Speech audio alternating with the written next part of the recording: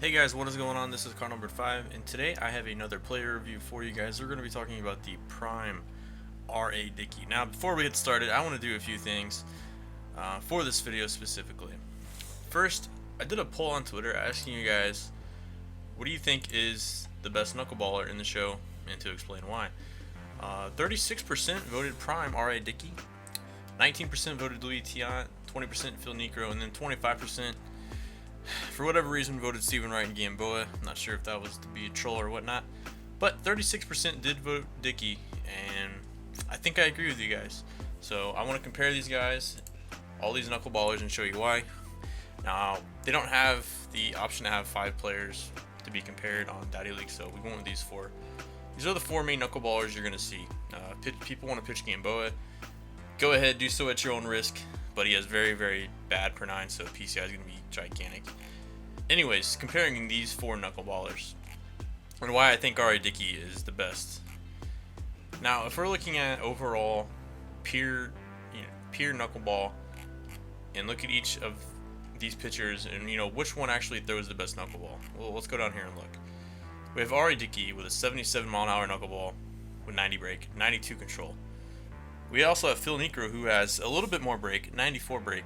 Throws his knuckleball 72 miles an hour. Next, we have Louie Tiant, who doesn't even have the knuckleball as his primary pitch, and really didn't even throw a knuckleball too often. It was more of a wrinkle pitch he threw in there.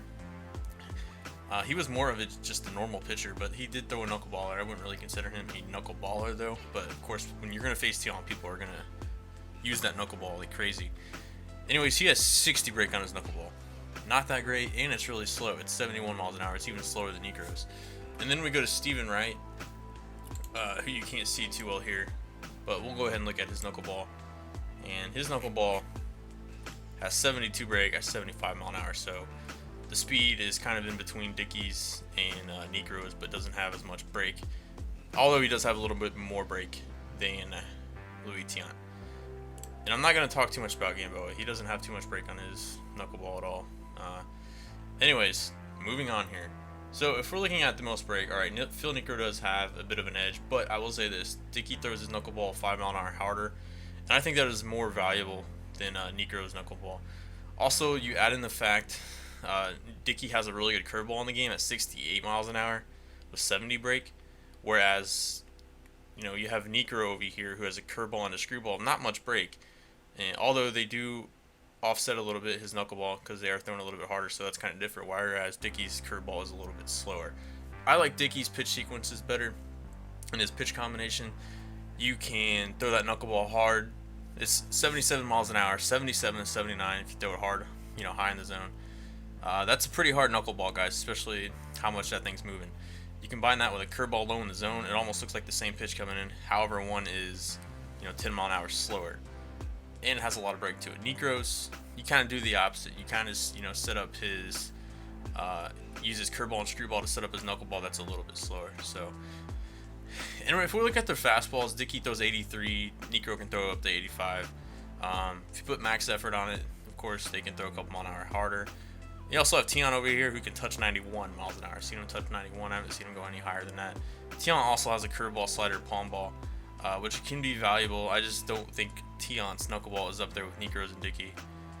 And even though Tiant is a nice, he's an unorthodox pitcher, probably one of the most unique pitchers in the game, if not the most unique pitcher in the game. He doesn't really have one great pitch.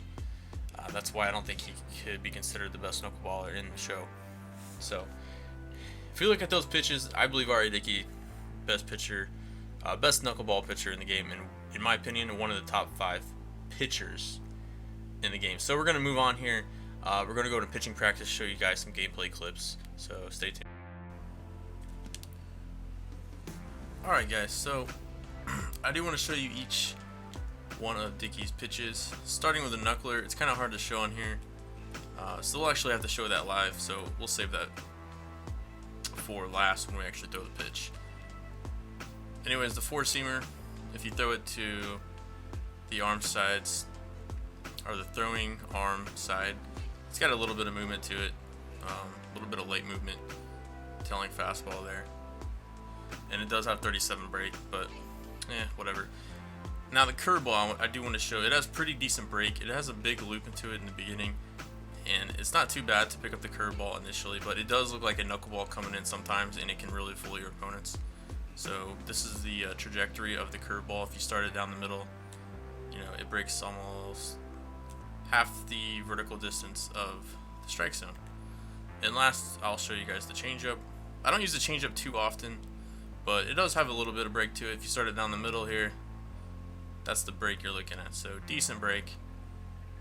But let's go ahead and start showing you guys the knuckleball and ways I like to pitch with the knuckleball. So, when you're facing a knuckleballer, or if you're pitching a knuckleballer, there's this motto out there that applies, I would say it definitely applies to real life. And that is, if it's high, let it fly. In this game, not so much. The high knuckleball can be a really effective pitch. Also, you know, low and away, middle in can be effective as well. I mean, I'm not saying don't throw the ball low, but a lot of people get in a bad habit of just throwing knuckleball straight down here. And even, you know, down and in's good too, but a lot of people just want to keep the knuckleball down, which that's fine and dandy. But you have to consider the fact that on this game, a lot of people are really good at hitting low pitches because that is the natural movement for their thumbs. And a lot of people have a hard time of adjusting to the pitches, either middle, you know, middle or high. So my recommendation for the knuckleball, guys, throw it everywhere. Don't just throw it down.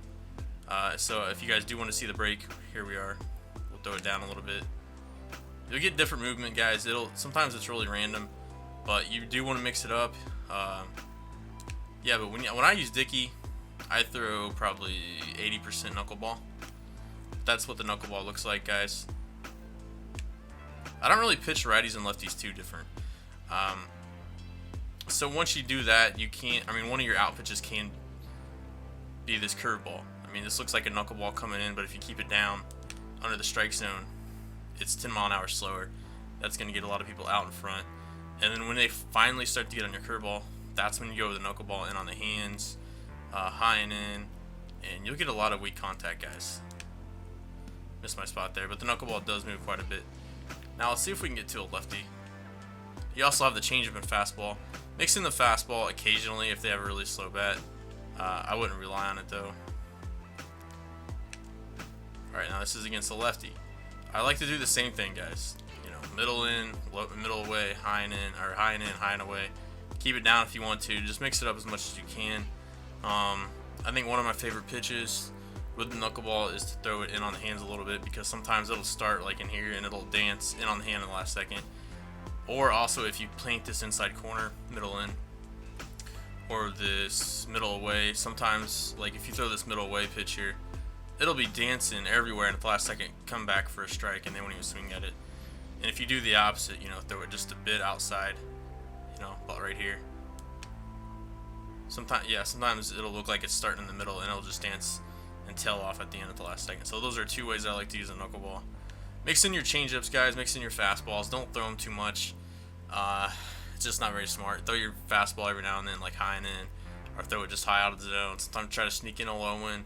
But of course, guys, be careful. I don't recommend that. Dickey is a knuckleballer. He's not like Louie Tiant. You don't want to be throwing his fastball and changeup too often. You really want to mix in the curveball every now and then, but for the most part, stick with the knuckleball. And we'll go ahead and finish this pitch sequence here. Show you the knuckleball a few more times. Messed up there a little bit. And the thing with a knuckleball, guys, is you can get away with throwing it down the middle, especially against good players, and that sounds kind of backwards. But if good zone hitters are trying to pick up the knuckleball and track it, if you throw it down the middle, it's a lot of times that'll mess them up. You can get away with it if you fall behind in the count. So just throw strikes with the knuckleball for the most part. Be smart about it. Try to pick up their bat speed and then adjust. And try to figure out where do you think they're aiming their PCI. Like right there is an example of one of my favorite pitches with the knuckleball. Anyways, guys, we'll get into some gameplay clips next, so stay tuned. Alright, guys, so let's get to some gameplay here. Now this opponent was in the 1800s, and again, I pitched Dickey this entire game. I think every game I've used Dickey so far, he's pitched the entire game, so the stamina really does help a lot, and plus if you just attack hitters, you can usually keep his pitch count low. But you see that first batter, I did jam him on the knuckleball inside, and like I said, the harder knuckleball can get a lot of weak outs.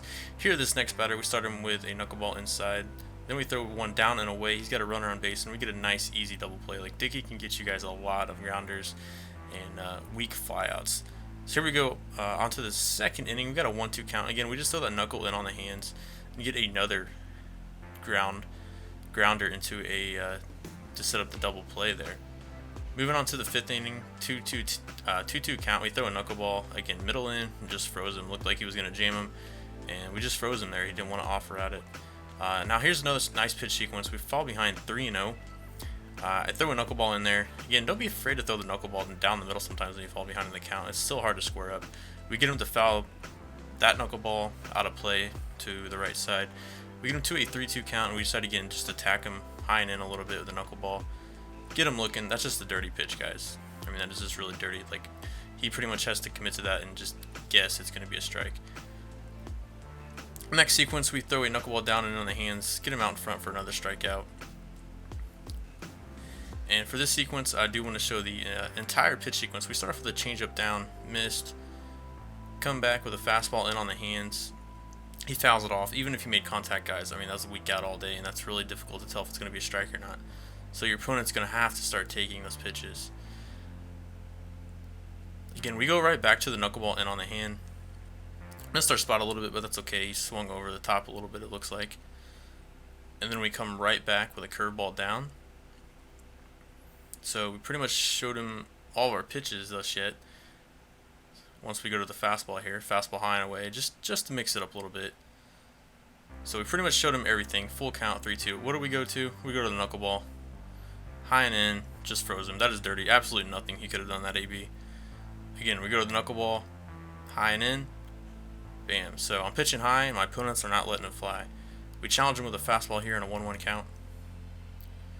He is late, and we get a weak fly out. So if you sneak that fastball in there, every now and then, yes, you can get people out. Just be careful with it, guys. You want to stick to the knuckleball for the most part. 2-1 count. We decide to go with a changeup there, get it to 2-2. That changeup can be an effective pitch as well if you want to throw it just underneath the strike zone to get easy groundouts. And we go with a knuckleball high and in.